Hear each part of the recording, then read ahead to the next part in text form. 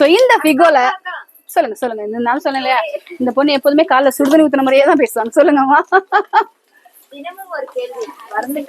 கண்டிப்பா வாய்ப்பு இல்ல ராஜா, எனக்கு யோசனை எதுவும் இல்லை இப்போதைக்கு. நீங்களே கேளுங்களேன் ஏதோ ஒரு விடுகதை.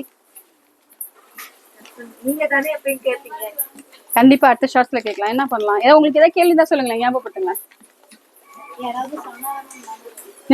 ஏதாவது ஒரு விடுகதை நீங்க சொல்லுங்க. உங்களுக்கு விடுகதை எல்லாம் சின்ன வயசுல சொல்லிருக்காங்களா? பரவாயில்ல, ஏதாவது சொல்லுங்களேன் தெரிஞ்சத. ஏதாவது ஒரு விடுகதை சொல்லுங்க சட்டுன்னு.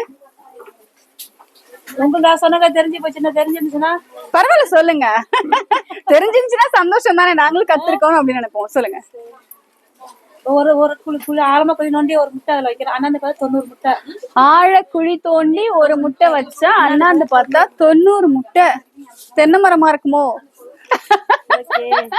Thank you thank you. உங்க பேரு? புஷ்பவல்லி. சூப்பர்லையா, லைவாவே ஒரு கொஸ்டின் கேட்டாங்க. ஆனா என்னன்னா நம்ம அந்த கொஸ்டின் ஏற்கனவே கேட்டிருந்தனால எனக்கு இந்த ஆன்சர் ரொம்ப ஈஸியாச்சு இல்லையா? சோ நீங்க அடுத்த வரும்போது கண்டிப்பா நல்லா டஃபா ஒரு விடுகதை எங்களுக்காக கொண்டு வாங்க. ஓகே, ரொம்ப நன்றி. தேங்க்யூப்பா.